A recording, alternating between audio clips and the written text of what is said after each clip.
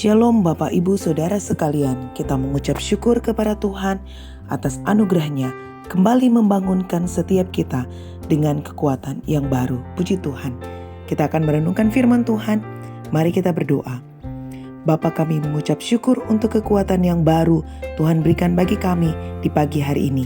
Kami akan merenungkan firman-Mu. Kau memberkati setiap kami. Terpujilah Engkau.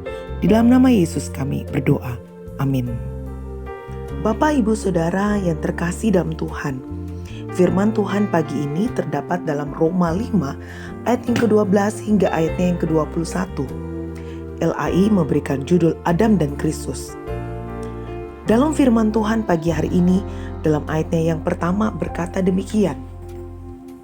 Sebab itu, sama seperti dosa telah masuk ke dalam dunia oleh satu orang, dan oleh dosa itu juga maut, demikianlah maut itu telah menjalar kepada semua orang, karena semua orang telah berbuat dosa.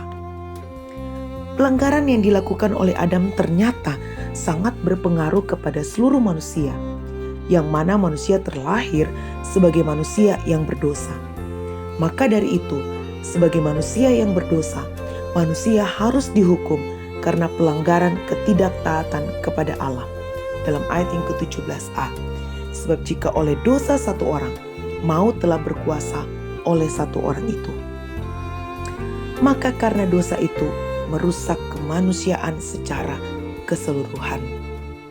Bapak, Ibu, Saudara yang dikasihi oleh Tuhan, sedangkan Kristus adalah Tuhan yang telah menjadi manusia, rela datang ke dalam dunia dengan tujuan agar manusia yang percaya kepadanya tidak dalam penghukuman kebinasaan dan tidak hidup di dalam ikatan dosa.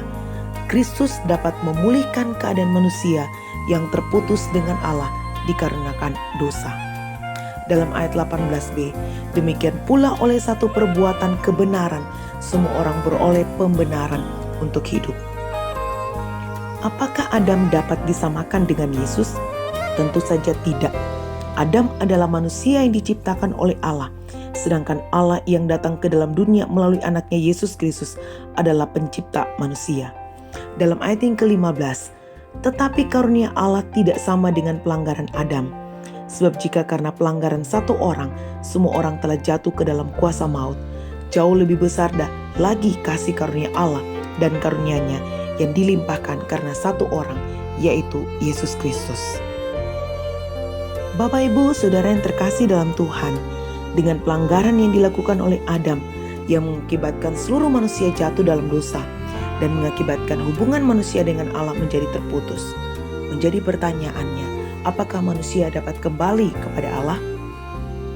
Melalui pengorbanan Yesus di atas kayu salib untuk menggantikan kita yang berdosa, yang sebenarnya dihukum dalam kebinasaan, oleh anugerah-Nya kita dapat kembali kepada Allah.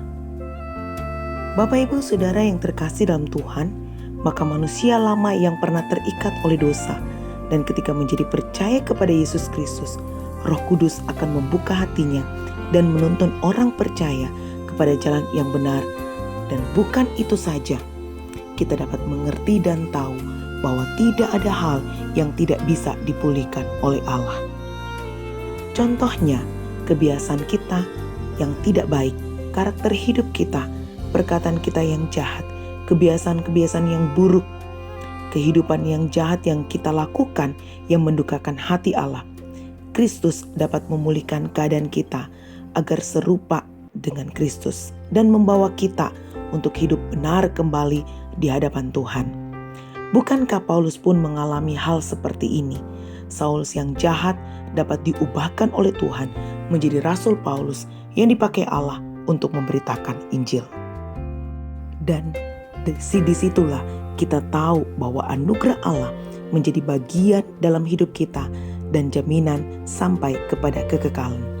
Roma 8 ayat yang pertama berkata, demikianlah sekarang tidak ada penghukuman bagi mereka yang ada di dalam Kristus Yesus. Jemaat yang dikasihi oleh Tuhan, perlu kita ketahui bahwa seluruh manusia hidup susah karena pelanggaran satu orang, yaitu Adam. Jangan kita berpikir hanya sampai di situ saja. Lihatlah juga Tuhan menyelamatkan seluruh manusia yang percaya kepadanya hanya oleh ketaatan satu orang, yaitu Yesus. Amin. Bapak Ibu Saudara jemaat yang dikasihi oleh Tuhan, demikianlah firman Tuhan pada pagi hari ini. Mari kita berdoa. Bapa, kami mengucap syukur untuk firman-Mu. Mampukan kami sepanjang hari ini berjalan seturut dengan kehendak Tuhan. Berkati pekerjaan kami, berkati studi kami, berkati usaha kami, berkati keluarga kami.